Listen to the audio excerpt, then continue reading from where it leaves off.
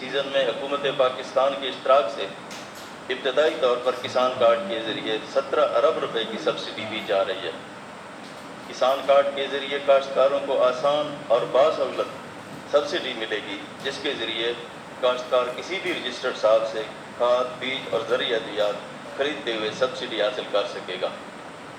کسان کارڈ کے ذریعے کاشتکاروں کو براہ راست سبسڈی کی ادائیگی کا مقصد منصوبے میں آسانی اور شفافیت کو یقینی بنانا ہے۔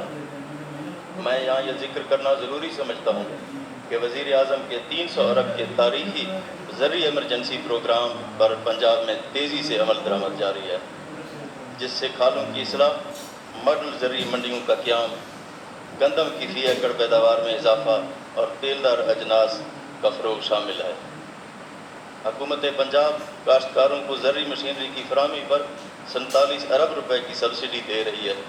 اس طرح جدید ڈرپ اریگیشن پر 50% اور سولر سسٹم کی تنصیب پر 60% سبسڈی دی جا رہی ہے۔ پنجاب میں زرعی اصلاحات کو یقینی بنانے کے لیے ایگریکلچر پالیسی لانچ کر دی گئی ہے۔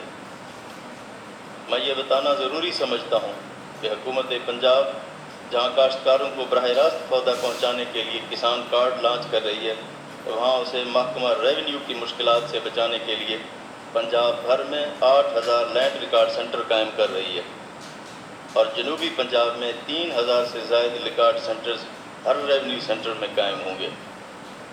میں کسان کارڈ کے اجراء پر وزیر زراعت، چیف سیکرٹری پنجاب، سیکرٹری زراعت اور ان کی پوری ٹیم کو، Habib Bank, Punjab Information Technology Board اور PLRA کی کوششوں کو بھی سراہتا ہوں۔